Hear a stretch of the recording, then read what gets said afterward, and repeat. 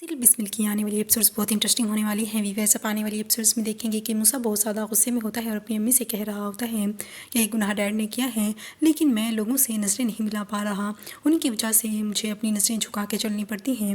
اب اس کی ماں اسے سمجھاتی اور کہتی ہے کہ یہ تو ہم کہہ رہے ہیں کہ اس نے گناہ کیا ہے، لیکن تمہارا باپ تو اسے اپنا حق سمجھتا ہے۔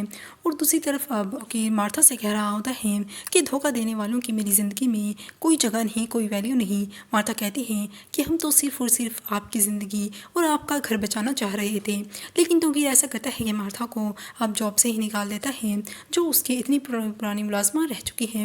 اور دوسری طرف اب یہ بہت زیادہ خوش ہو رہی ہوتی ہے معصومہ کہ اسے اپنے مقصد میں کامیابی مل گئی۔